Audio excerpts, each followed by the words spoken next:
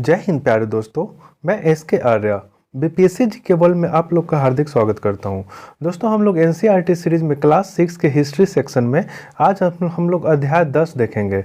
दोस्तों हम लोग अध्याय 9 तक कंप्लीट कर चुके हैं। अगर आप लोग नहीं देखे हैं तो आप प्लेलिस्ट या फिर लिंक डिस्क्रिप्शन बॉक्स में है, जा कर के आप चेक कर लीजिएगा। दोस्तों हम लोग जहाँ पे पीटी के व्यू से इम्पोर्टेंट है उस पॉइंट को मैं आपको मेंशन करके बता देता हूँ, जहाँ आपको उससे एग्ज़ाम में रिलेटेड क्वेश्चन पूछ सकते हैं। आइए दोस्तों आज हम लोग अध्याय 10 देखेंगे, जिसमें व्यापारी वर्ग और राजा और तीर्थयात्री के बारे में जानने की कोशिश करेंगे। देखिए दोस्तों, इस व्यापारी, राजा और तीर्थयात्री कहने का सेंस का मतलब इसमें हुआ जो लोग भारत से एक दूसरे देश में व्यापार किया करते थे, उसके बारे में हम लोग पढ़ेंगे। जैसे मौर्य साम्राज्य में, कुषाण वंश में ये सब जो व्यापार किया जाता था भारत के से अन्य देशों में, उसके बारे में थोड़ा बहुत जानेंगे। और भारत के जो राजा है उसके बारे में थोड़ा बहुत डिटेल समझेंगे। और भारत जो तीर्थयात्री आए थे, जैसे हेनसांग हो गए, फाहियान हो गए, ये सब जो आए थे भारत में तीर्थयात्री के रूप में और पढ़ने कुछ आए थे, तो उनके बारे में थोड़ा बहुत सीखेंगे। आइए दोस्तों इस पैराग्राफ में देखते हैं। बाजार में घूमती जगनी, यह एक जगनी नाम की लड़की है, यह एक बाजार में घूमती है। आइए देखते हैं इस पैराग्राफ में क्या लिखा हुआ है, इससे मैं आपको समझाने की कोशिश करता हूँ। जगनी अपने गांव के मेले की आस लगाए बैठी थी। स्टील के चमकदार बर्तन, रंग बिरंगी प्लास्टिक की बाल्टियाँ, शंखों के रंग, फूलों के प्रिंटों वाली कपड़े, चाबी से चलने वाले मजेदार खिलौने उसे बहुत अच्छे लगते थे। इन चीज़ों को बेचने वाले दुकानदार बसें और ट्रकें से आते थे और रात को अपना सामान समेटकर वापस चले जाते थे। जगनी को हैरानी होती थी कि लोग हमेशा इस तरह क्यों घूमते रहते हैं। उनकी माँ ने बताया, वे लोग व्यापारी थे, वे चीज़ों को उन जगहों से खरीदते थे जहाँ वे बनाए जाते हैं, फिर उन्हें मेलों में बेचते हैं। देखिए दोस्तों, यह एक इसका सारांश में मैं आपको समझाने की कोशिश करता हूँ। जैसे यह एक जगनी नाम की लड़की है जो अपने गांव में मेले की आस लगाए बैठी है। जब मेला लगता था तो वह देखती थी कि रंग बिरंगे बर्तन आते थे, प्लास्टिक की बाल्टियाँ आती थी, उस चाबी से चलने वाले जो हम लोग भी जब बचपन थे तो हम लोग भी चाबी से चलने वाले खिलौने या गाड़ी ये सब का प्रयोग किया करते थे, तो ये सब भी उन लोग को अच्छे लगते थे। तो वह यह सोचती थी कि दुकानदार जो है वह आता है और स्टॉल लगाता है और शाम होते ही जब अंधेरा हो जाता है तो वो चले जाते हैं। तो उसको ये बात देख करके वो हैरान सोचती होगी कि वो लोग आते हैं फिर चले जाते हैं, फिर कहाँ से लेकर के फिर दोबारा लेकर के चले आते हैं, यही बारे में सोच रही थी। तभी उसकी जो माँ थी तो वो लोग बताए कि बेटा ये एक व्यापारी है जो इस सामान को खरीद करके लाते हैं जहाँ पे बनते हैं। ठीक है दोस्तों, और वो उसे बेचा करते थे। ठीक है दोस्तों, हम लोग आगे देखते हैं आगे में इस पैराग्राफ में क्या है, आइए उसके बारे में जानने की कोशिश करते हैं। व्यापार और व्यापारियों के बारे में जानकारी। आइए दोस्तों, मैं व्यापार और उस टाइम के जो व्यापारी लोग होते थे उसके बारे में हम आपको जानकारी देने की कोशिश करते हैं। अध्याय 9 में तुमने उत्तर काले पॉलिश के बर्तन के बारे में पढ़ा होगा। यह खूबसूरत बर्तन, खास तौर पर इनकी कटोरियाँ तथा थालियाँ, इस उपमहाद्वीप के अन्य पुरास्थलों से मिले हैं। दोस्तों जैसे मैंने आपको अध्याय 9 में बताया था कि एक उत्तर काले पॉलिश किया हुआ चमकदार बर्तन मिले हैं जो एक खास त्यौहार या फिर खास मौके पर उसे निकाला करते थे और उसका उपयोग किया करते थे। तो वही इसमें बता रहा है। आइए आगे देखते हैं। सवाल उठता है कि इन जगहों पर ये बर्तन कैसे पहुँचे होंगे। अनुमान लगाया जाता है कि यहाँ ये बनते थे और यहाँ से इन्हें ले जाकर अलग अलग जगहों पे बेचा करते थे। जैसे उस टाइम में एक पिछले कक्षा में मैंने आर्किमेडू एक नाम की स्थान बताया था, जो वहाँ से एक पतन यानी कि बंदरगाह मिला है। ठीक है दोस्तों, वहाँ से जो सामान, वहाँ पे एक भंडार गृह भी मिला था जिसपे सामान को इकट्ठा किया जाता था, वहीं से सामान को लोड करके दूसरे देश में निर्यात किया जाता था। फिर वहीं से जब समुद्र किनारे पे आता था आर्किमेडू के पास, तो सामान को उतार करके वहाँ रखा जाता होगा, उसे एक भंडार गृह का नाम दिया गया था। तो वही इसमें पता चलता है दोस्तों कि उस टाइम व्यापारी का भी उदय हो चुका था। आइए दोस्तों आगे देखते हैं हम लोग। दक्षिण भारत सोना, मसाले, खास तौर पर काली मिर्च की तथा कीमती पत्थरों के लिए प्रसिद्ध था। देखिए दोस्तों, इस लाइन का मतलब है जो दक्षिण भारत था वह दक्षिण भारत से अभी भी सोने की खदान है और काली मिर्च के लिए प्रसिद्ध है दोस्तों। तो सोने की खदान उस टाइम भी व्यापार किया करते थे और उसके लिए वो प्रसिद्ध हुआ करते थे। आगे देखते हैं। काली मिर्च को रोमन साम्राज्य में इतनी मांग थी, इसे काला सोना के नाम से बुलाते थे। देखिए दोस्तों, यह काला सोना एक पूछ चुका है, एक बार क्वेश्चन पीटी के व्यू में इंपॉर्टेंट है, और एक बार पूछ चुका है कि काला सोना इनमें से कौन किसे कहा जाता है। तो कोयला भी होता है ऑप्शन में सोना भी होगा और चांदी भी, मतलब यही तरह के आपको ऑप्शन भी रहेगा, और एक काली मिर्च भी रहेगा, एक आदमी और मसाला के नाम जीरा भी डाल देगा, लौंग भी डाल देगा, ये भी हो सकता है ऑप्शन में। तो लेकिन ये ध्यान रखिएगा, काला सोना कहने का मतलब क्या हुआ, तो काली मिर्च हो गया। ठीक है दोस्तों, आगे देखते हैं। इन व्यापारियों इन सामानों को समुद्री तथा सड़कों के रास्ते रोम पहुंचाते थे। दक्षिण भारत में ऐसे अनेक रोमन सोने के सिक्के मिले हैं। यहाँ से यह अंदाज लगाया जा सकता है कि इन दिनों रोम के साथ बहुत अच्छा व्यापार चल रहा था। जैसे उस टाइम जो था दोस्तों, उस टाइम क्या, अभी भी जो काली मिर्च की डिमांड है वह रोमन साम्राज्य, कहने का मतलब है कि यूरोप में हो गई, पुर्तगाल हो गए, स्पेन हो गए, फ्रांस हो गए, ये सब ठंडी इलाका है दोस्तों, जर्मनी हो गए, ये सब ठंडी इलाका है। वहाँ पे काली मिर्च होता है गर्म मसाला, तो गर्म मसाला वहाँ डिमांड होता है क्योंकि वहाँ ठंडा पड़ता है दोस्तों। तो उस टाइम भी डिमांड था और अभी भी डिमांड है दोस्तों। ठीक है, और वही जो बता रहा है कि काली मिर्च उस टाइम पत्थरों के या तो सड़क के माध्यम से ले जाया करता था, या फिर समुद्र में जहाज़ों और के रास्ते भी ले जाया जाता था। और वहाँ से भारत में दोस्तों रोमन सिक्के मिले हैं, जिससे यह अंदाज़ा लगाया जाता है कि उन दिनों रोम के साथ बहुत अच्छा व्यापार हुआ करता था। आइए आगे देखते हैं। क्या तुम बता सकते हो कि ये सिक्के भारत कैसे पहुंचे होंगे और क्यों पहुंचे होंगे? जैसे अब व्यापार होगा दोस्तों, तो आप ऑटोमेटिक सोच सकते हैं, इसके बारे में आप थोड़ा सोचिएगा दोस्तों, नहीं सोचेगा तो आप कमेंट कीजिएगा, मैं आपको ज़रूर इसके डिटेल बताऊँगा। ठीक है दोस्तों, आइए देखते हैं। दोस्तों यह व्यापार से जुड़ी एक कविता है, यह कुछ खास नहीं है, आइए आगे देखते हैं। व्यापारियों ने कई समुद्री रास्ते की खोज निकाली। इसमें से कुछ समुद्र किनारे चलते थे, कुछ अरब सागर और बंगाल की खाड़ी पार करते थे। नाविक मानसूनी हवा का फायदा उठाकर अपनी यात्रा जल्दी पूरी कर लेते थे। वे अफ्रीका या अरब के पूर्वी तट के उस महाद्वीप के पश्चिमी तथा पहुंचना चाहते थे, तो दक्षिणी पश्चिम मानसून के साथ चलना पसंद करते थे। इन लंबी यात्राओं को मजबूती जहाज़ों का निर्माण किया करते थे। जैसे उस, देखिए दोस्तों, इस पैराग्राफ को मैं समझाने की कोशिश करता हूँ।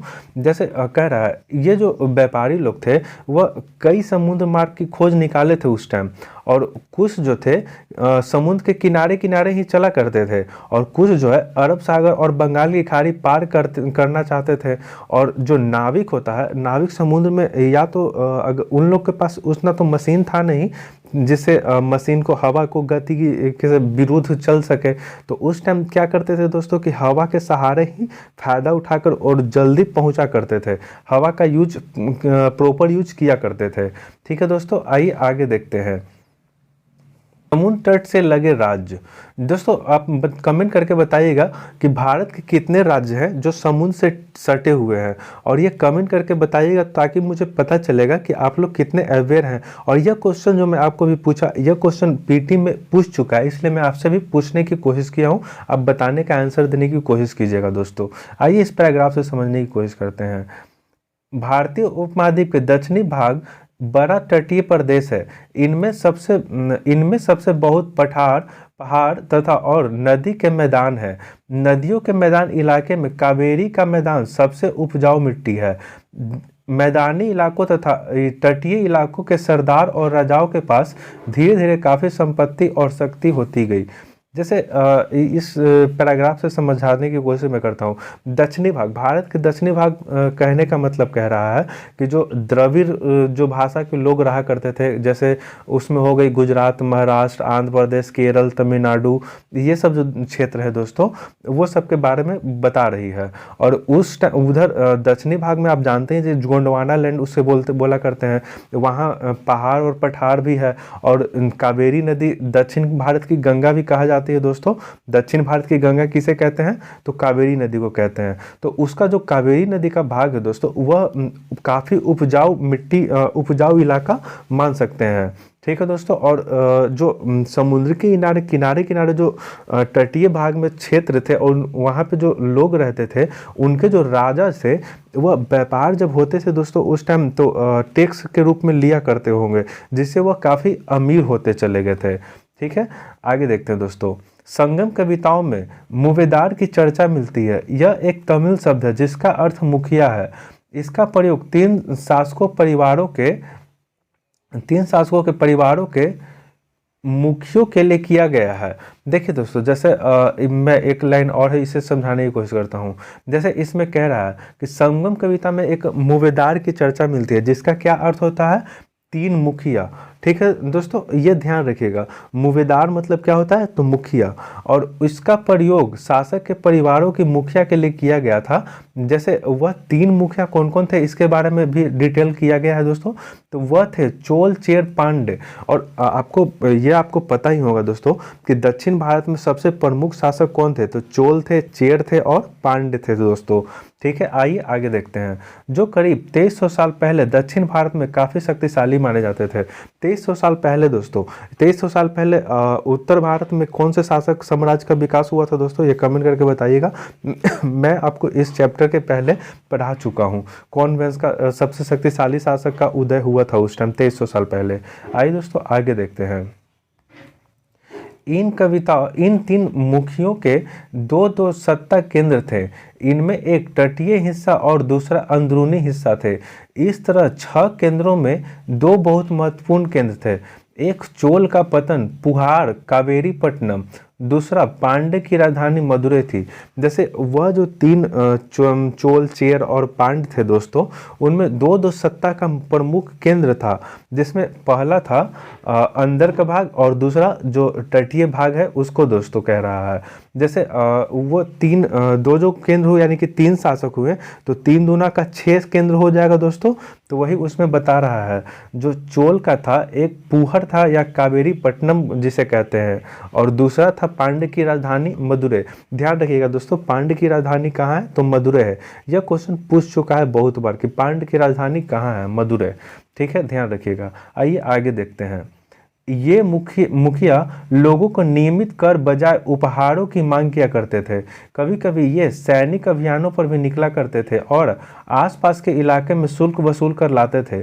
इनमें से कुछ धन वे अपने पास रख लेते थे, बाकी अपने समर्थकों, नाते रिश्तेदारों, सिपाहियों तथा कवियों में बांट दिया करते थे।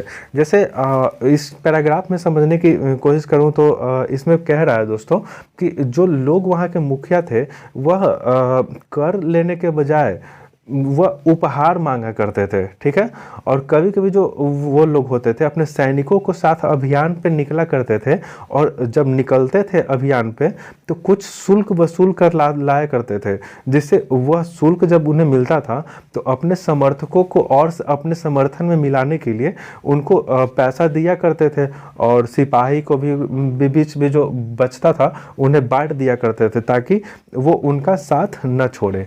आइए आगे देखते हैं। सोने और घोड़े, रथ, हाथी या सुंदर कपड़े दिया करते थे। जैसे उन्हीं की प्रशंसा किया करते थे दोस्तों, जो उन्हें कीमती जवाहरात दिया करते थे, सोने दिया करते थे। उस टाइम तो गाड़ी ये सब होती नहीं थी, तो घोड़े और रथ, हाथी ये सब सुंदर कपड़े दिया करते थे। ठीक है दोस्तों, आइए आगे देखते हैं। इसके लगभग 200 साल बाद पश्चिमी भारत में सातवाहन नामक राजवंश प्रभाव बढ़ गया। देखिए दोस्तों, जैसे उसके लगभग 200 साल बाद किन शासक का राजवंश का उदय हुआ, तो सातवाहन राजवंश का उदय हुआ। ठीक है दोस्तों, देखते हैं सातवाहन के बारे में। सातवाहनों के सबसे प्रमुख राजा गौतमी पुत्र सतकर्णी थी। ठीक है दोस्तों, जैसे ये क्वेश्चन भी पूछ सकता है दोस्तों कि सातवाहनों की सबसे प्रमुख राजा कौन थी, तो गौतमी पुत्र सतकर्णी थी।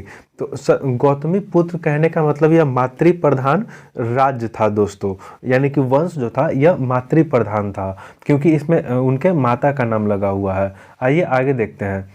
उसके बारे में हम उनकी माँ गौतमी बलश्री के अनेक अभिलेख से पता चलता है।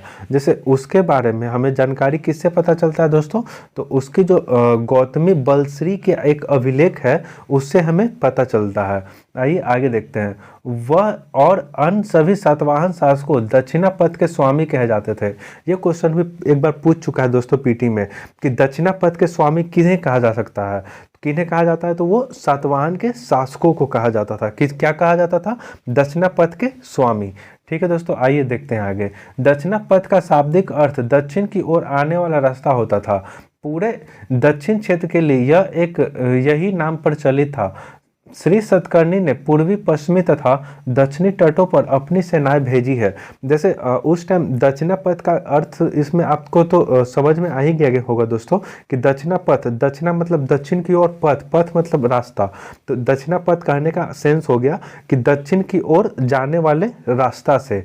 और इस जो सतकर्णी जो शासक हुए थे दोस्तों, वह पश्चिम में भी, पूरब में भी और दक्षिण के तट में भी अपनी सेनाएं को भेजी थी, ये ध्यान रखिएगा।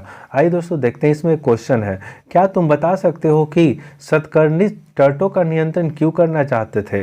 जैसे ये क्वेश्चन आप सोच करके बताइएगा दोस्तों, अगर नहीं समझ में आएगा तो ये क्वेश्चन एज वेल एज आप लिख दीजिएगा। मैं इस कमेंट हमेशा पढ़ूंगा और आपका इस कमेंट का रिप्लाई एक वीडियो के माध्यम में से भी मैं आपको दे सकता हूँ। जैसे 5 क्वेश्चन अगर हो जाएगा तो उस क्वेश्चन का मैं एक PDF तैयार करवा करके आपको उसका डिटेल में आपको विवरण देने की कोशिश करूंगा, या फिर इसका ऑडियो वे में या फिर रिटन वे में भी लिख दूंगा।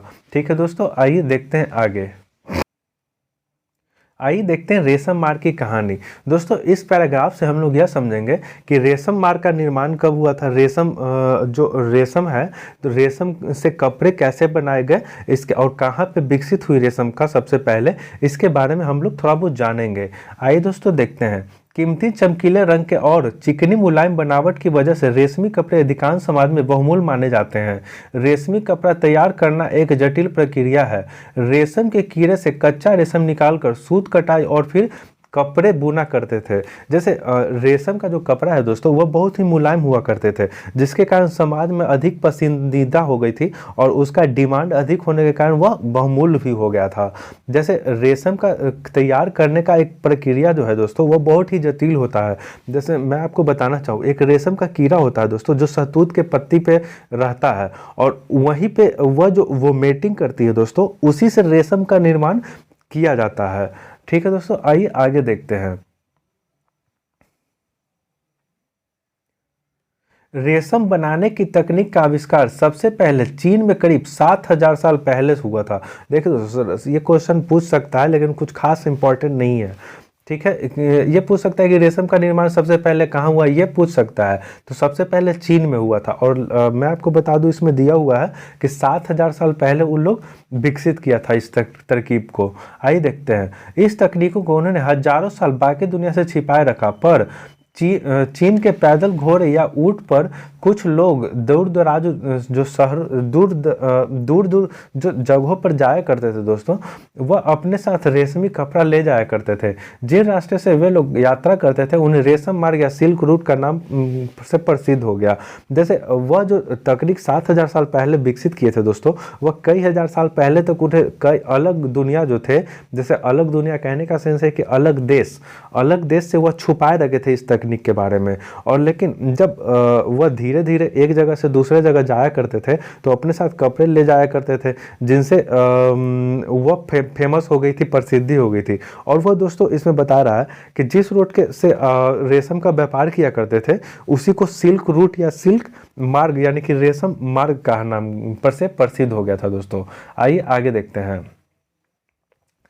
कभी कभी चीन के शासक ईरान और पश्चिमी एशिया के शासक को उपहार के तौर पर रेशमी कपड़ा भेजते थे। तो जैसे वहाँ के जो इस ईरान के जो शासक थे दोस्तों, तो चीन के शासक ईरान को गिफ्ट के तौर पर रेशमी कपड़ा उपहार में दिया करते थे। तो जिससे आगे देखते हैं, यहाँ से रेशम के बारे में जानकारी और पश्चिमी की ओर फैल गई। देखिए दोस्तों, अब किन्हीं को उपहार में दिया जाएगा, अब लोग उसका उपयोग करेंगे, तो एक जगह एक लोग देखेगा, फिर 2 लोग, फिर 4 लोग, 10 लोग ऐसे देखेंगे, तो धीरे धीरे तो उसकी प्रसिद्धि होगी और देखने में चमकीला और मुलायम था दोस्तों, तो जिसके कारण वह अच्छे से दिखने में भी बहुत सुंदर लगा करता था। आइए आगे देखते हैं। करीब 2000 साल पहले रोम के शासकों और धनी लोगों के बीच रेशमी कपड़ा पहनना एक फैशन बन गया। ये ध्यान रखिएगा दोस्तों। आगे बताता है। इसकी कीमत बहुत ही ज़्यादा होती थी, क्योंकि चीन से इन्हें लाना दुर्गम पहाड़ी और रेगिस्तान रास्तों से होकर जाना पड़ता था। यही नहीं, रास्तों के आसपास रहने वाले लोग व्यापारियों से यात्रा शुल्क मांगते थे।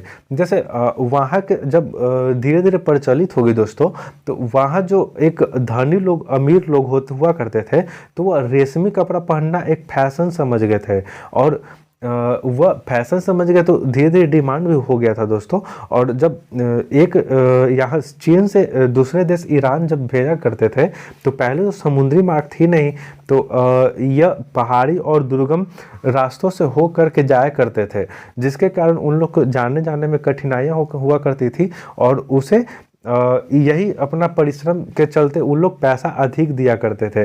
और यही नहीं, जब रास्ते में जब अदर देश बढ़ते थे, तो उन लोग शुल्क लिया करते थे, ताकि उसके सामान की रक्षा कर सके और उन्हें सुरक्षित उस देश से पार करा सके। तो जिसके कारण वह रेशमी कपड़ा और महंगा हो जाया करती थी दोस्तों।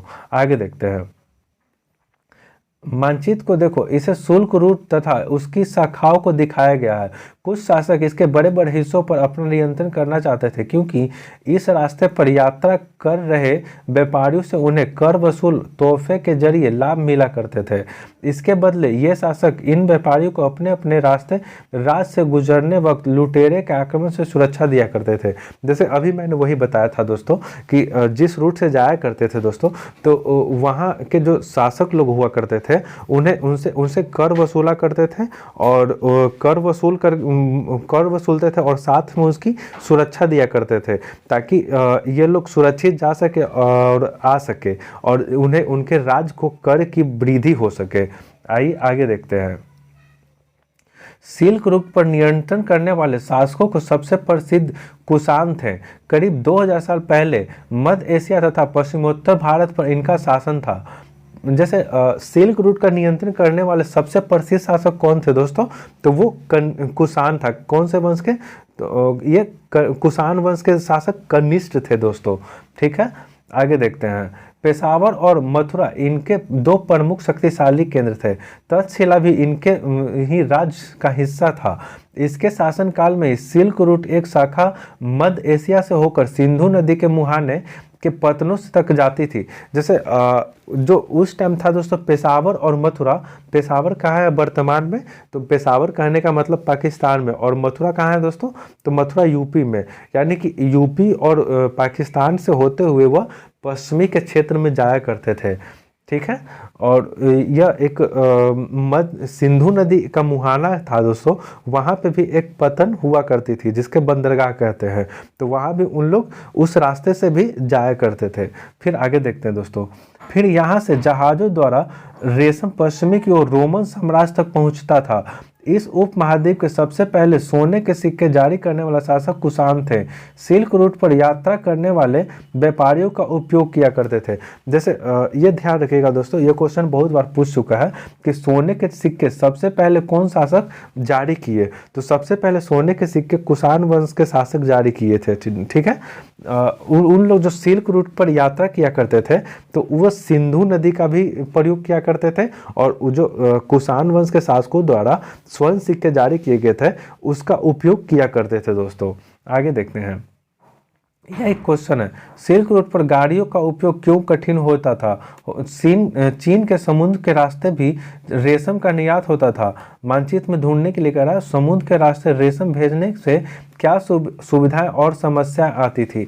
जैसे उस टाइम ये क्वेश्चन मैं आपको समझाने की कोशिश करूं, तो सिल्क रूट पर था दोस्तों, गाड़ी का उपयोग क्यों कठिन हो जाता था, इसके बारे में आप सोचिएगा। ऐसे मैं आपको तो बता दिया कि रास्ते में क्या क्या पड़ते थे, पर्वत पठार, ये सब नदी हो जाया करती थी, तो वही बता रहा है दोस्तों। इसमें क्वेश्चन का आप पूछ रहा है, यह क्वेश्चन थोड़ा सा एनालाइज कीजिएगा, जिससे आपको मेंस में उत्तर लिखने के लिए आपको सहूलियत होगा। ठीक है दोस्तों, आगे देखते हैं। आइए देखते हैं बौद्ध धर्म के प्रचार के बारे में। दोस्तों यह जो 6 क्लास का है तो हल्का हल्का धीरे धीरे आपको सब चैप्टर में थोड़ा सा कुछ इसका भाग पढ़ाएगा, थोड़ा सा इसका भाग पढ़ाएगा। लेकिन जैसे ही और स्टैंडर्ड क्लास में जाएंगे, जैसे 9th 10th में हो गए, तो उसमें आपको एक पैराग्राफ में, एक चैप्टर में एक वंश के बारे में आपको पढ़ने को मिलेगा दोस्तों। ठीक है, और उसमें और हम आपको डिटेल वे में समझाने की कोशिश करेंगे। तब तक इसमें जो बताया गया है दोस्तों उसको हम आपको समझाने की कोशिश करते हैं। आइए देखते हैं। कुषाणों का सबसे प्रसिद्ध राजा कनिष्क था, जिसने करीब 1900 साल पहले शासन किया। उसने एक बौद्ध परिषद का गठन किया जिसमें एकत्र होकर विद्वान महत्वपूर्ण विषयों पर विचार विमर्श किया करते थे। जैसे कुषाण का सबसे प्रसिद्ध शासक कौन था दोस्तों? तो कनिष्क था। ठीक है, और कनिष्क की ही रेशम मार्ग को जनक कहा जाता है। एक तरीका से ये क्वेश्चन भी पूछा हुआ है। आगे देखते हैं। यह जो कनिष्क था दोस्तों 1900 साल पहले शासक किया था, और उसने एक बौद्ध परिषद का गठन किया था जिसमें विद्वान लोग महत्वपूर्ण विषयों पर विचार विमर्श किया करते थे। आगे देखते हैं। बुद्ध की जीवनी बुद्ध चरित्रम के रचनाकार अश्वघोष कनिष्क के दरबार में रहा करते थे। यह क्वेश्चन में बहुत बार पूछ चुका है दोस्तों कि अश्वघोष किसके दरबार में रहा करते हैं। तो ये क्वेश्चन 1 लाइन वे में पूछ चुका है बहुत से एग्जाम में, तो यह ध्यान रखिएगा। अश्वघोष किसके दरबार में रहा करते थे? तो वह कनिष्क के दरबार में रहते थे। और इनके रचना को क्या है? तो इनके रचना बुद्ध चरित्र है। आगे देखते हैं। अश्वघोष तथा और बौद्ध विद्वान ने अब संस्कृत में लिखना शुरू कर दिया था। देखिए संस्कृत का प्रारंभ कब हुआ? तो ये कनिष्क के शासन में लिखना स्टार्ट कर दिए थे। आगे देखते हैं।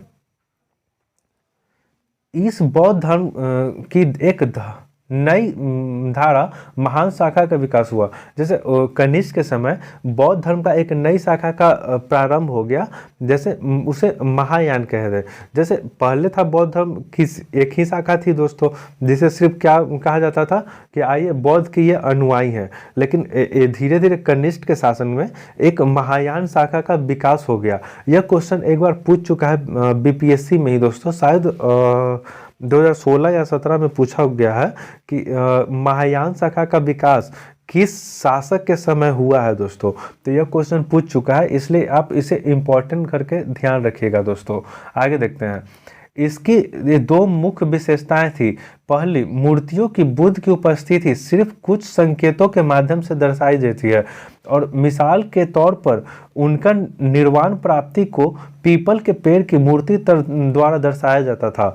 अब बुद्ध की प्रतिमाएं बनाई जाने लगी, इसमें से अधिकांश मथुरा में तो कुछ तक्षशिला में बनाई जाने लगी। जैसे जो महायान शाखा का जब विकास हुआ था दोस्तों, तो उसमें एक कुछ महत्वपूर्ण विशेषता निकल के आई, जैसे मूर्तियों का बनाना। ठीक है, और उसमें जो मूर्ति बनाया गया था दोस्तों उस संकेत के रूप में अधिक दर्शाया गया था। जैसे इसमें उदाहरण के तौर पर दिया गया है, जो पीपल के पेड़ के पास दर्शाया गया था दोस्तों उस टाइम। और जो अधिकांश जो मूर्ति बनाई गई थी दोस्तों वह कहाँ बनाई गई थी? तो यह मथुरा में और कुछ तक्षशिला में बनाई गई थी दोस्तों। ठीक है, आगे देखते हैं।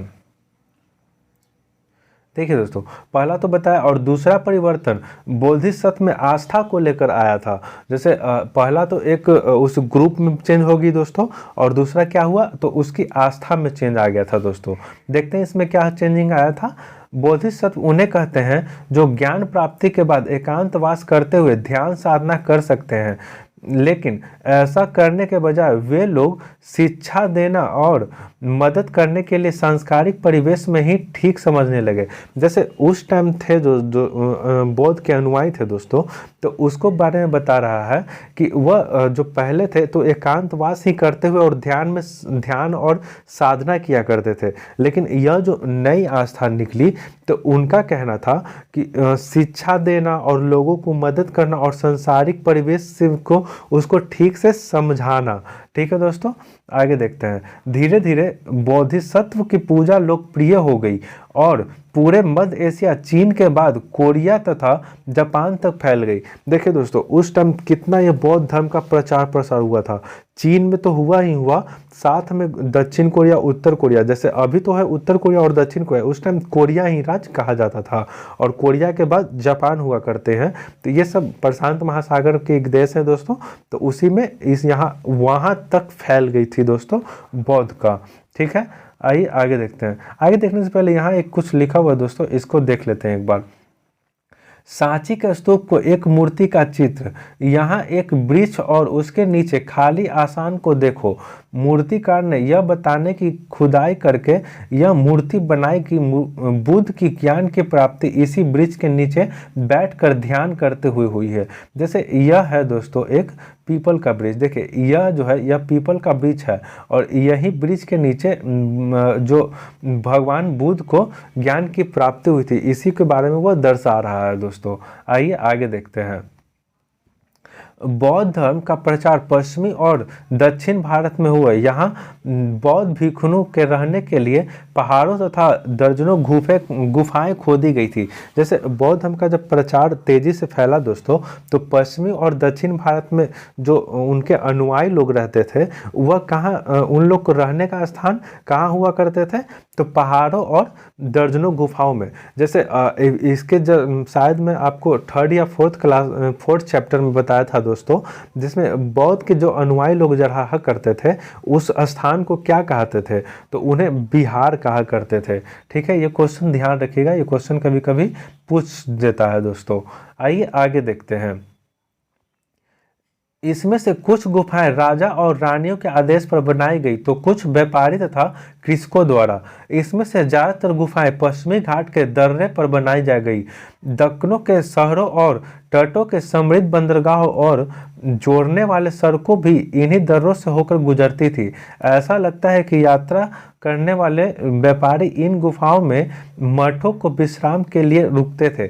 जैसे उस टाइम जो उन लोग को ठहरने के लिए बनाया गया था दोस्तों, कुछ जो भाग गुफा था वह राजा द्वारा बनाया गया था। ये तो आप भी जानते हैं, बराबर में जो गुफा बनाया गया है, तो कुछ किसके लिए बनाया गया है बराबर में, तो कुछ जो आजीवक हैं उनके लिए बनाया गया था दोस्तों। ठीक है, जो कौन बनवाए थे, तो अशोक भी बनवाए थे और उनके जो एक दशरथ है, तो उनको वो भी बनाए थे दोस्तों। ठीक है, आगे देखते हैं दोस्तों। इसमें कुछ खास समझाने के लिए है नहीं। एक इसमें यहाँ साइड में है दोस्तों, इसके भी देख लेते हैं। मैं आपको कोई भी पॉइंट नहीं छोड़ूंगा दोस्तों, ताकि आपको फिर से आपको दोबारा पढ़ना पड़े। आप एक बार वीडियो देख लीजिएगा स्पीड करके, आपको पूरा समझ में आ जाएगा दोस्तों। सिर्फ ध्यानपूर्वक आप सुना कीजिए। आइए देखते हैं। बाएं मथुरा से बनी बुद्ध की एक प्रतिमा का चित्र, दाएं तक्षशिला में बनी बुद्ध की प्रतिमा का एक चित्र। जैसे इसमें बाएं और दाएं में दो चित्र है दोस्तों, यह एक चित्र है और यह एक चित्र है, उसी के बारे में बता रहा है दोस्तों। एक जो पहला चित्र है वह मथुरा में बना है और दूसरा जो चित्र है वह तक्षशिला में बना है। ठीक है, इन चित्र को देखकर बताओ कि इनके बीच क्या समानताएं और असमानताएं है। देखिए दोस्तों, यह एक जो दो चित्र है, इसको आपको देखना है दोस्तों, और इसमें आपको बताना है कि क्या दोनों समानता है। इसमें दोस्तों बैठा हुआ है, इसमें खड़ा है दोस्तों, और भी बहुत कुछ समानताएं हैं। जब आगे आपको पढ़ाऊंगा तो आपको पता चलेगा। आइए देखते हैं। बौद्ध धर्म दक्षिण पूर्व की ओर श्रीलंका, म्यांमार, थाईलैंड तथा इंडोनेशिया सहित दक्षिण पूर्व एशिया के अन्य भागों में फैला हुआ है। दक्षिण पूर्व, देखिए दोस्तों, श्रीलंका, म्यांमार, थाईलैंड, इंडोनेशिया, जो ये सब दोस्त है देश, जितना भी देश है, तो वह सब दक्षिण पूर्व एशिया के अन्य भाग में है। जैसे इंडिया से कहा जाए तो इंडिया के दक्षिण पूर्व में ही ये सब पड़ा करती हैं दोस्तों। ठीक है, वही बता रहा है कि ये अन्य क्षेत्रों में फैल गई थी। आगे देखते हैं दोस्तों। थेरवाद नामक बौद्ध धर्म का आरंभिक रूप इन क्षेत्रों में कहीं अधिक प्रचलित था। जो थेरवाद नामक बौद्ध धर्म था दोस्तों, वह अन्य क्षेत्रों में बहुत ही प्रचलित हो गया था दोस्तों। आइए आगे देखते हैं।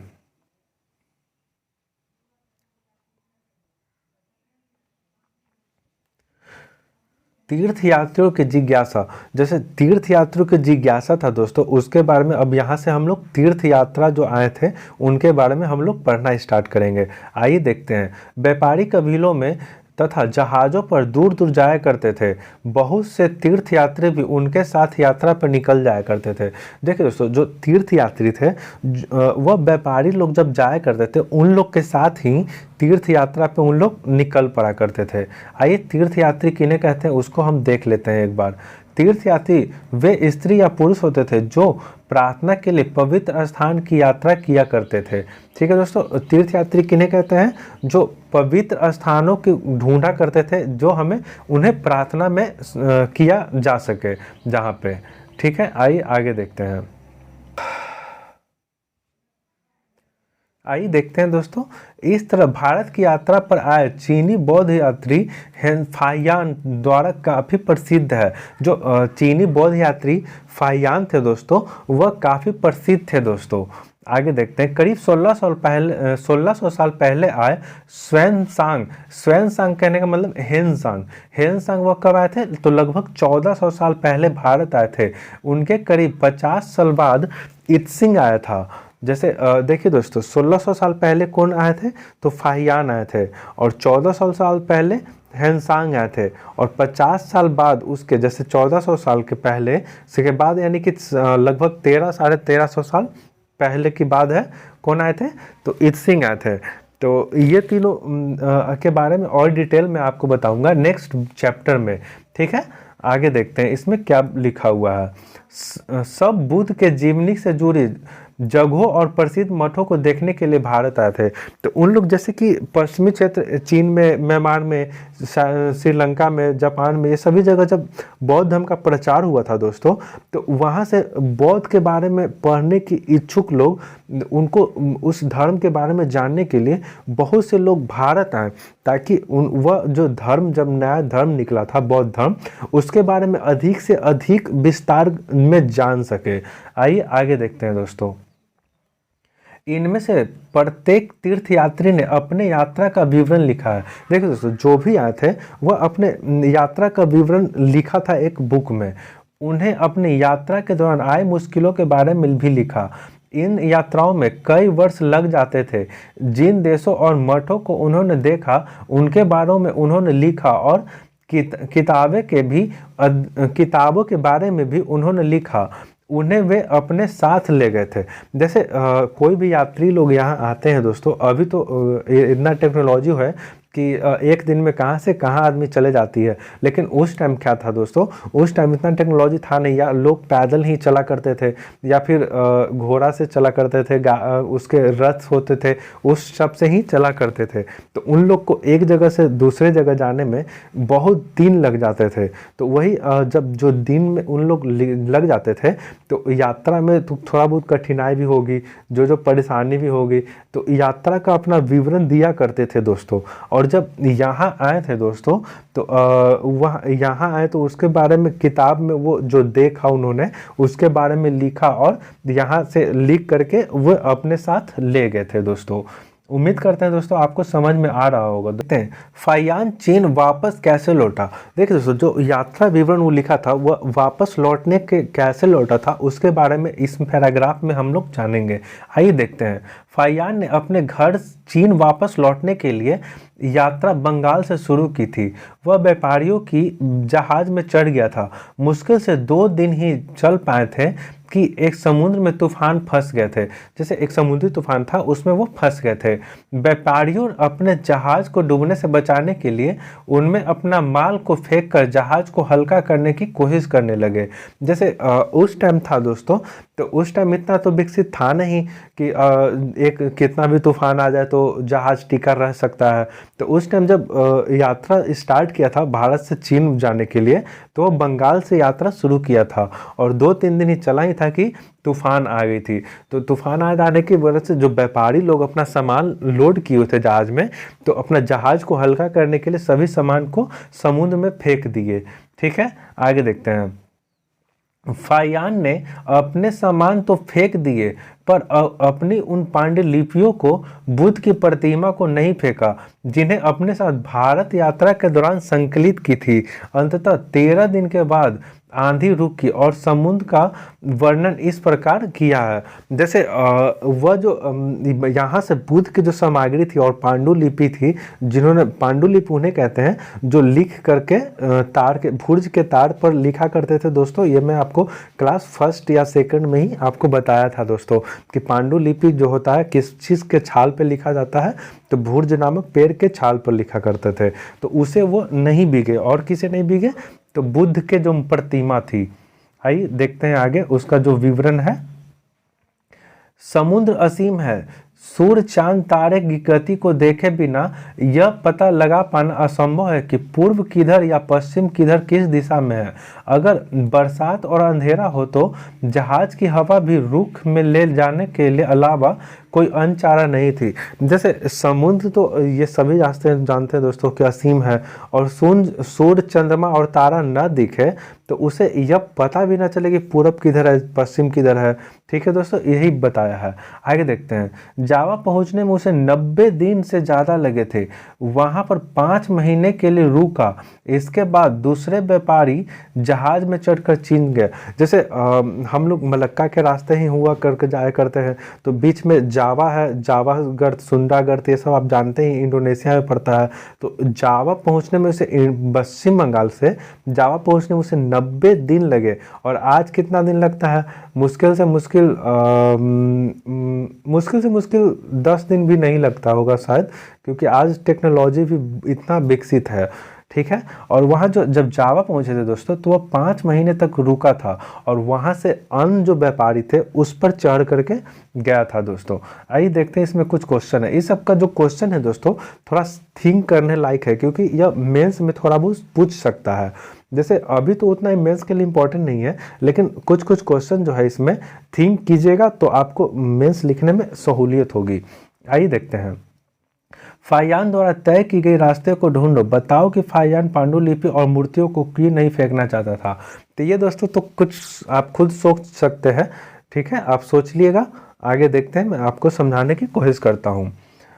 स्वयंसांग, जैसे हेनसांग है, हेनसांग भूमार्ग से उत्तर पश्चिम मध्य एशिया से होकर चीन वापस लौटे। जो देखिए फाहियान जो था वह समुद्र के रास्ते लौटा था, और जो हेनसांग है वह उत्तर पश्चिम और मध्य एशिया से होकर चीन लौटा था। उत्तर पश्चिम कहने का मतलब, उत्तर पश्चिम मैं आपको समझाने की कोशिश करूं तो ये हो गया उत्तर और ये हो गया पश्चिम। तो उत्तर पश्चिम से होकर के, और ये मध्य एशिया यहाँ पे बीच में हो गई थी दोस्तों। तो यहाँ से इधर से जा करके ये पीछे दिया, ऊपर से होकर के ये चीन गई, क्योंकि चीन यहाँ पे है दोस्तों। ठीक है, तो भारत ये है भारत, तो यहाँ पे चीन है। ठीक है दोस्तों, उम्मीद करता हूँ समझ में आया होगा आपको। उसने सोने चांदी और चंदन की लकड़ी के बनी बुद्ध की मूर्तियां तथा 600 से ज्यादा पांडुलिपियां एकत्रित की थी। इन्हें वह 20 घोड़े पर लाद कर ले गया था। देखिए दोस्तों, जो हेनसांग था, हेनसांग वह समुद्र के रास्ते गया था, वह पांडुलिपि और मूर्ति को लेकर के। तो ये हेनसांग जो है, हेनसांग लगभग कितने पांडुलिपि एकत्रित किया था? तो यह लगभग 600 एकत्रित किया था पांडुलिपि। और वह लगभग कितने घोड़े पे? तो लगभग 20 घोड़े पर लाद कर ले गया था। ठीक है, इसमें 50 पांडुलिपियां उस समय खो गई जब सिंधु नदी पार करते हुए नाव उलट गया था। जैसे अब रास्ता है तो दोस्तों नदी तो बीच में पड़ेगा ही दोस्तों, तो उसी को जब नदी पार कर रही थी सिंधु नदी, तो वह उसका नाव जो है उलट गया था, जिससे 50 पांडुलिपियां खो गई थी। आगे देखते हैं। जीवन के बाकी हिस्सों में बची हुई पांडुलिपियां एक संस्कृत में चीनी अनुवादक करने में लगा दिया। जैसे जो अंज पांडुलिपि थी बची दोस्तों, तो उसे संस्कृत से चीनी में अनुवाद करने में ही लगा दिया। जैसे यहाँ तो वो संस्कृत में पांडुलिपि लिखा था, और जब यहाँ चीन में दोस्तों संस्कृत का उतना नॉलेज तो है नहीं, तो चीनी लैंग्वेज जो मंडारिन है उसको में कन्वर्ट करने में लगा दिया अपना बाकी टाइम। आइए आगे देखते हैं। नालंदा एक विश्व प्रसिद्ध केंद्र। देखिए दोस्तों, इसमें हम लोग समझेंगे नालंदा एक विशिष्ट केंद्र कैसे था करते हैं। हेनसांग तथा अन्य तीर्थयात्री उन समय सबसे प्रसिद्ध बौद्ध विद्या के नालंदा में अध्ययन किया। जिसने नालंदा के बारे में इस प्रकार लिखा है। जो लोग तीर्थयात्री लोग आए थे दोस्तों, जैसे हेनसांग, फाहियान ये सब थे, तो वो लोग नालंदा में अध्ययन किया। ठीक है, और उसके बारे में, वह नालंदा के बारे में इस प्रकार वह लिखे भी हैं। आइए वो जो लिखे हैं उन्हें मैं समझाने की कोशिश करता हूँ। यहाँ के शिक्षक योग तथा बुद्ध के सबसे आगे होते थे। जैसे यहाँ के जो शिक्षक होते थे दोस्तों, वह बहुत ही योग और बुद्धि में सबसे आगे हुआ करते थे। आगे देखते हैं। बुद्ध के उपदेश को वह पूरी ईमानदारी से पालन करते हैं। मठ में नियम काफ़ी सख्त हैं जिनसे वह मानना पड़ता था। पूरे दिन वाद विवाद चलते भी रहते हैं। जैसे वहाँ के जो अनुयायी लोग जो थे दोस्तों, तो मठ का जो नियम था, नालंदा एक मठ तरह ही था, जैसे तक्षशिला भी एक मठ ही था उस टाइम। जैसे मठ उस टाइम के बारे में कहा जाता है कि मठ को शिक्षा का केंद्र कहा जाता था, ठीक है। तो उसको बारे में जो बता रहा है, जो मठ के नियम थे वो बहुत ही सख्त और कठोर थे, और जो उसका नियम था उसे पालना ही होता था। आगे देखते हैं, जिसमें युवा और वृद्ध दोनों ही एक दूसरे की मदद करते थे। विभिन्न शहरों में विद्वान लोग अपनी शंकाएं दूर करने यहाँ आते थे। नए आगंतुकों को सबसे पहले पालक द्वार कठिन प्रश्न पूछते थे। जैसे उस टाइम थे दोस्तों, दाखिल जिसको अंदर जाना है दोस्तों, तो उसके जो नए लोग होते थे वह सबसे पहले तो द्वारपाल से मिलेंगे। अब अंदर जाने के लिए उसको द्वारपाल ही सबसे कठिन प्रश्न पूछते थे। देखिए दोस्तों, उस टाइम जो तक्षशिला और नालंदा के केंद्र था, उस टाइम जब द्वारपालक इतने योग्य है, तो सोचिए दोस्तों उस टाइम के जो टीचर होंगे वह कितने योग्य होंगे। और आजकल के टीचर लोग क्या कुछ नहीं, ऐसे ही फालतू है, ठीक है। आगे देखते हैं दोस्तों, इसमें अंदर जाने की अनुमति तभी मिलती थी जब वे द्वारपालक को सही उत्तर दे पाते थे। 10 में से 7-8 सही उत्तर नहीं दे पाते हैं। तो जैसे उस टाइम जो द्वारपालक जो क्वेश्चन पूछते थे दोस्तों, अगर तुम 7-8 उत्तर सही नहीं दे पाया तो उसे अंदर जाने की अनुमति नहीं देते थे, और अगर तुम 7-8 से ज़्यादा सही उत्तर दे पाए तो आपको अंदर जाने की अनुमति दिया करते थे, ठीक है। इसमें देखिए दोस्तों, एक क्वेश्चन है, ह्वेनसांग नालंदा में क्यों पढ़ना चाहता था, कारण बताओ। इसका कारण इसी में से आप ढूंढ लीजिएगा दोस्तों, अभी जस्ट बताया हूँ। आगे देखते हैं दोस्तों, भक्ति की शुरुआत। जैसे अब हम लोग भक्ति की जो भक्ति आंदोलन हुई थी दोस्तों, उसके बारे में कैसे शुरुआत थी उस टाइम, उसके बारे में हम लोग थोड़ा बहुत नॉलेज लेंगे और मैं आपको समझाने की कोशिश करता हूँ। आइए देखते हैं। इन्हीं दिनों देवी देवताओं की पूजा का चलन शुरू भी हुआ था। बाद में हिंदू धर्म की यह प्रमुख पहचान बन गई। इन्हें शिव, विष्णु, दुर्गा जैसे देवी देवताओं शामिल है। जैसे उस टाइम थे दोस्तों, देवी देवताओं का पूजन का चलन स्टार्ट हो गया था, ठीक है। और जो यह धर्म प्रमुख पहचान बन गया, जिसमें शिव, विष्णु और दुर्गा जैसे देवी देवताओं का पूजा हुआ करते थे। आगे देखते हैं। इन देवी देवताओं की पूजा भक्ति परंपरा के माध्यम से की जाती थी। भक्ति उस समय काफी लोकप्रिय परंपरा बन गई। किसी देवी देवताओं के प्रति श्रद्धा को ही भक्ति कहा जाता था। भक्ति का पथ सबके लिए खुला था, चाहे वह धनी हो या गरीब, ऊंची जाति को हो या नीची जाति के, स्त्री हो या पुरुष। जैसे उस टाइम था दोस्तों, तो पहले तो अछूत और छूत हुआ करती थी। स्त्री और पुरुष में भी भेद किया करते थे, क्योंकि पुरुष को ऋचाएँ यानी कि ऋग्वेद की ऋचाएँ पढ़ना था, लेकिन स्त्री लोग नहीं पढ़ सकती थी मंदिर में। उसी तो इसमें जो हुआ दोस्तों, तो ऊंचा जो हो या फिर नीचा कास्ट के हो, या फिर स्त्री हो या फिर पुरुष हो, कोई भी हो, धनी हो या गरीब हो, तो सबको देवी देवताओं की पूजा करने की अनुमति मिल गई थी। आइए आगे देखते हैं। भक्ति मार्ग की चर्चा हिंदुओं के पवित्र ग्रंथ भागवत गीता में की गई है। भागवत गीता महाभारत का एक हिस्सा है। देखिए दोस्तों, जो भक्ति मार्ग की चर्चा सबसे पहले कहाँ मिलता है, तो वो भागवत गीता में मिलता है, ठीक है। और ये जो भागवत गीता है, यह किसका भाग है, तो यह महाभारत का एक भाग है, ठीक है। आइए आगे देखते हैं। इनमें भगवान कृष्ण के भक्ति और मित्र अर्जुन के सभी धर्मों को छोड़कर उनकी शरण में आने का उपदेश देते हैं। जैसे इसमें जो भागवत गीता में है दोस्तों, कृष्ण और उनके भक्त मित्र जो थे, भक्त भी थे और मित्र कौन थे, तो अर्जुन थे। अर्जुन को सभी धर्मों को छोड़कर उनके चरण में मतलब शरण में जाने की उपदेश दिया करते हैं। आगे देखते हैं। क्योंकि केवल कृष्ण ही अर्जुन को सारी बुराई से मुक्ति दिला सकते हैं। पूजा का यह रूप धीरे धीरे देश के विभिन्न भागों में फैलने लगा। जैसे कोई भी, जैसे बुद्ध धर्म भी आया था दोस्तों, तो धीरे धीरे जब इंडोनेशिया, चीन, म्यांमार, जापान, कोरिया ये सब में फैले, तो उसी तरह भक्ति जो थी, यह जो भक्ति पूजा की अर्चना थी, जो देवी देवताओं की पूजा का चलन धीरे धीरे अन्य क्षेत्रों में भी फैलना शुरू हो गई, ठीक है। आगे देखते हैं। भक्ति मार्ग अपनाने वाले लोग आडंबर के साथ पूजा पाठ करने के बजाय ईश्वर के प्रति लगन और व्यक्तिगत पूजा पर जोर दी। जैसे उस टाइम जो लोग पूजा किया करते थे दोस्तों, आडंबर किया करते थे। आडंबर मतलब कहने का मतलब कि ऐसे ही पूजा कर रहे हैं, तो उसको पूजा पाठ करने के बजाय अब ईश्वर के प्रति लगन और व्यक्तिगत पूजा किए। जैसे हम लोग कैसे अभी जाकर के पूजा किया करते हैं, तो वैसे ही पूजा करने के लिए इसमें बता रहा है। आगे देखते हैं। भक्ति मार्ग अपनाने वाले यह मानना है कि अगर अपने आराध्य देवी देवताओं की सोच सच्चे मन से पूजा की जाए तो वह उसी रूप में दर्शन देंगे। उनमें भक्त को उसी को देखना चाहते हैं, इसलिए आराध्य देवी या देवता मानव के रूप में भी हो सकते हैं या फिर सी पेड़ अन्य किसी भी रूप में।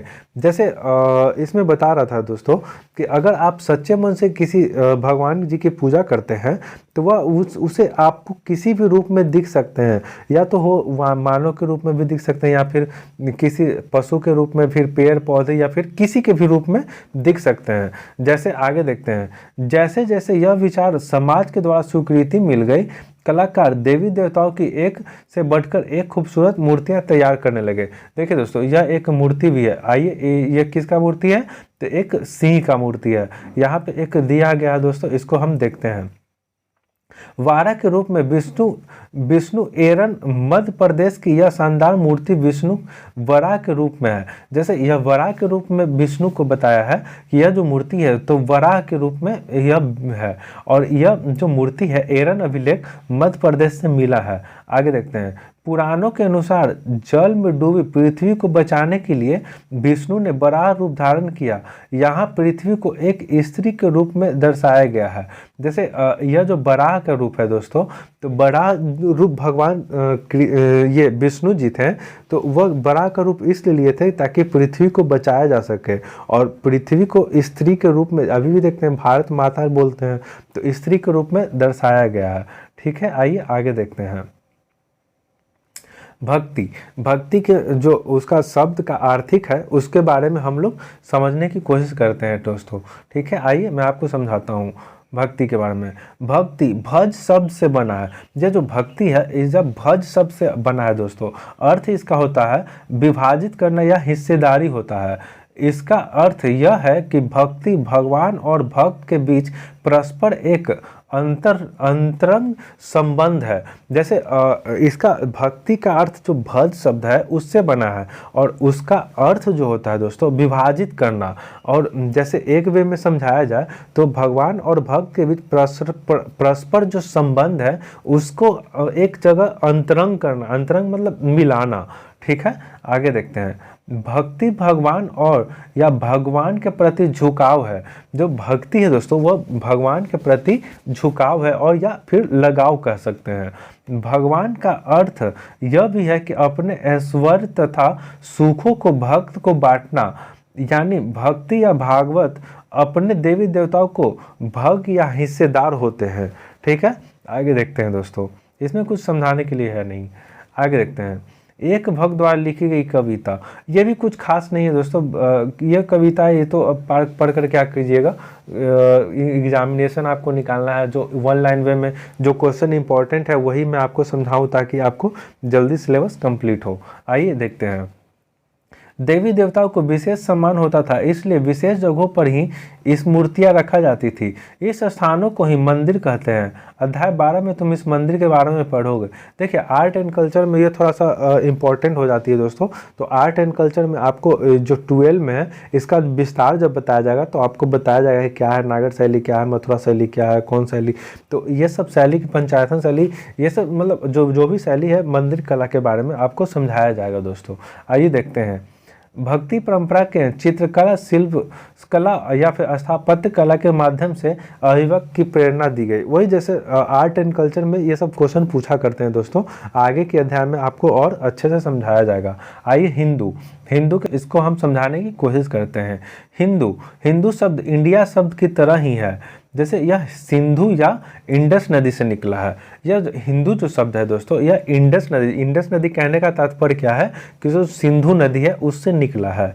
यह शब्द अरबों तथा ईरानियों द्वारा उन लोगों के लिए उपयोग किया जाता था जो सिंधु नदी के पूर्व में रहते थे। जो यह जो ईरानी लोग और पारसियन मतलब अरबों लोग रहते थे, उन लोग किसको प्रयोग कर करके बुलाते थे, तो जो सिंधु नदी के पूर्व में है तो उन्हें कह करके यह शब्द बुलाया करते थे। यही शब्द उनके धार्मिक विश्वास तथा संस्कृति परंपराओं के लिए भी प्रयुक्त होता है। जैसे वहाँ के जो लोग रहते थे सिंधु नदी के पूर्व में, तो वे लोग जो धार्मिक परंपराओं के होते थे, तो यही शब्द कह करके उन्हें उनके परंपराओं को भी डिनोट किया करते थे, इसलिए हिंदू शब्द पड़ा। ठीक है दोस्तों, आइए ये आगे देखते हैं अनन्य। अनन्य में हम लोग देखते हैं दोस्तों, इसमें क्या आज किस देश के बारे में समझाने की कोशिश किया है, आइए उसको मैं आप थोड़ा बहुत समझाने की कोशिश करता हूं दोस्तों। उम्मीद करता हूं दोस्तों आपको सेशन ये पसंद आता ही होगा, बट मैं कोशिश करता हूं कि जहां पे वन लाइनर हो दोस्तों, उसे मैं आपको डिनोट करूं ताकि वह आपको परीक्षा के भी उससे उपयोगी सिद्ध हो सके। ठीक है, आइए इसमें अनन्य के देखते हैं। करीब 2000 साल पहले पश्चिमी एशिया में ईसाई धर्म का उदय हुआ। देखिए दोस्तों, अब ये भी क्वेश्चन पूछ सकता है कि ईसाई धर्म का उदय लगभग कितना साल पहले हुआ, तो ये लगभग 2000 साल पहले हुआ है। आगे देखते हैं, ईसा मसीह का जन्म बेथलेहम में हुआ। ये क्वेश्चन पूछा हुआ है दोस्तों कि ईसा मसीह का जन्म कब हुआ या फिर कहाँ हुआ, तो यह बेथलेहम में हुआ। देखते हैं दोस्तों आगे, जो उस समय रोमन साम्राज्य का हिस्सा था। बेथलेहम किस साम्राज्य का हिस्सा हुआ दोस्तों, तो वो रोमन साम्राज्य का हिस्सा हुआ। आगे देखते हैं, ईसा मसीह ने स्वयं को इस संसार का उद्धारक बताया। उन्होंने दूसरों को प्यार देने और उसी तरह दूसरों पर विश्वास करने का उपदेश दिया, जिस तरह हर व्यक्ति दूसरे से प्यार और विश्वास की उम्मीद करता है। जैसे ईसा मसीह कह रहे हैं दोस्तों कि वह यह उपदेश दिए कि जो एक दूसरे से प्यार करने या फिर प्यार पाने की और फिर विश्वास करने या फिर विश्वास पाने की उम्मीद करता है, तो उसी को वो एक दूसरे पर विश्वास करना भी चाहिए।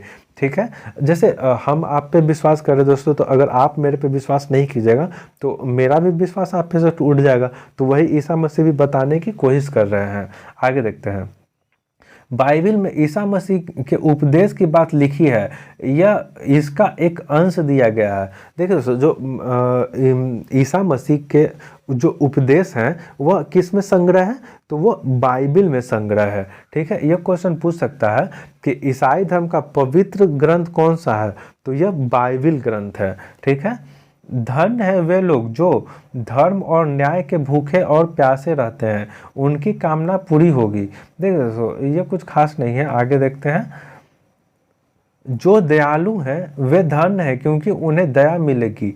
धन्य है वे लोग दिल जो पवित्र हैं, क्योंकि वे ईश्वर के दर्शन कर सकेंगे। धन्य है वो शांत स्थापित करते हैं जहाँ ईश्वर के संतान कहलाते हैं।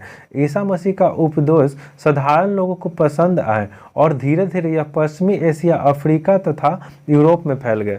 देखिए दोस्तों, जो उनका संदेश था वह लोगों को बहुत पसंद आया। जो पश्चिमी क्षेत्र, पश्चिमी एशियाई है या फिर अफ्रीका के देश है या फिर यूरोप में है, तो ये सब जगह जो हम आपको अभी हिंट किया, जैसे पश्चिमी एशिया हो गई, अफ्रीका हो गई और यूरोप में अधिकतर लोग किस धर्म को मानते हैं, तो ईसाई धर्म को मानते हैं। तो वहाँ वो बहुतायत में फैल गई। देखते हैं दोस्तों, ईसा मसीह की मृत्यु के 100 साल के अंदर ही भारतीय उपमहाद्वीप में पश्चिमी तट पर पहले एशियाई धर्म प्रचारक पश्चिमी एशिया से ही आए थे। जैसे जब पुर्तगाल लोग आए थे दोस्तों, तो सबसे पहले उन लोग ही ईसाई धर्म का प्रचार इंडिया में भी किए थे। तो वही इसमें भी बता रहा है दोस्तों। ठीक है, इसमें कुछ खास तो है नहीं। देख लेते हैं, इसमें एक क्वेश्चन है, रास्ता ईसाई धर्म के प्रचारक आए होंगे। जैसे इसमें बता रहा है दोस्तों कि किस रास्ते से ईसाई धर्म के प्रचारक आए होंगे, तो उसको आपको बताने की कोशिश कर रहा है। देखिए, केरल के ईसाइयों को सीरियाई ईसाई कहा जाता है। जो केरल में ईसाई लोग हैं दोस्तों, उन्हें कौन सा ईसाई कहा जाता है, तो सीरियाई ईसाई, यानी कि सीरिया से लोग आए हुए हैं। क्योंकि संभवतः ये पश्चिम एशिया से आए हैं, वे विश्व के सबसे पुराने ईसाई होंगे। जैसे जो सीरिया के ईसाई लोग हैं दोस्तों, वहाँ विश्व के सबसे पुराने ईसाई कहे जाते हैं। ठीक है, ये चैप्टर यहीं पे तो कंप्लीट हुआ दोस्तों, लेकिन आगे कुछ इंपॉर्टेंट शब्द हैं, इसको मैं अब आपको बता देता हूँ। इंपॉर्टेंट तिथियाँ हैं दोस्तों, यह थोड़ा सा ध्यान में आपको दिला देता हूँ। देखिए, रोमन रेशम बनाने की कला की खोज लगभग कितने साल पहले हुई थी? तो ये 7000 साल पहले। और सबसे पहले कहाँ हुई थी दोस्तों? तो ये चीन में हुई थी, जो पहले मैं आपको बताया था। चोल चेर पांड लगभग 2300 साल पहले इसका विकास हुआ था। रोमन साम्राज्य में रेशम के बढ़ती मांग मतलब क्यों हुआ था दोस्तों? क्योंकि वहाँ पे जो राजा महाराज लोग थे, तो उन लोग पहनते थे वो लोग कपड़ा, धीरे धीरे वह प्रचलित हो गई थी, जिसके कारण उसका डिमांड हो गया था। और लगभग यह 2000 साल पहले की बात है। ठीक है, देखते हैं आगे। कुषाण शासक कनिष्ठ 1900 साल पहले, जैसे कुषाण शासन का में कनिष्ठ जो शासक हुए बहुत ही महत्वपूर्ण राजा हुए थे, तो वह लगभग कितने साल पहले थे? तो वह लगभग 1900 साल पहले थे। फाहियान भारत का आगमन लगभग 1600 साल पहले हुआ था। और 1400 साल पहले हेनसांग का, और इत्सिंग था तो वो लगभग 1300 साल पहले आया था। ठीक है, ये सब मैं आपको बता चुका हूँ दोस्तों। इसमें क्वेश्चन जो है, क्वेश्चन आप थोड़ा सा ध्यान दे दीजिए, मैं आपको पढ़ देने का कोशिश करता हूँ। देखिए, यह मिलान करने वाला है दोस्तों, तो मिलान करने के लिए है, तो मिलान तो आप करके एक बार कमेंट में देख लीजिएगा दोस्तों। अगर आपको उससे नहीं बनेगा दोस्तों, तो मैं आपको ज़रूर हेल्प करूँगा, आप एक बार कमेंट कीजिएगा, ज़रूर मैं आपको बताऊँगा। ठीक है, इसका एक नेक्स्ट क्वेश्चन देखते हैं दोस्तों। राजा सिल्क रूट पर अपना नियंत्रण क्यों कायम करना चाहते थे? जो लोग राजा लोग थे दोस्तों, तो वह सिल्क रूट पे मतलब अपना ही हस्तक्षेप करना, नियंत्रण करना क्यों स्थापित करना चाहते थे, यह मैं आपको इस वीडियो में आपको एकदम बहुत अच्छे से समझाया हूँ दोस्तों। ठीक है, नेक्स्ट क्वेश्चन देखते हैं। व्यापार तथा व्यापारी रास्ते के बारे में जानने के लिए इतिहासकार किन किन साक्ष्यों का उपयोग करते हैं? जैसे व्यापार और व्यापारी रास्ते हैं दोस्तों, उसके जानने के लिए इतिहासकार क्या क्या साक्ष्य मतलब कहने का मतलब जो उन्हें प्राप्त हुआ है, किन किन चीज़ों का उपयोग किए हैं उसके बारे में लिखना है। नेक्स्ट देखते हैं क्वेश्चन।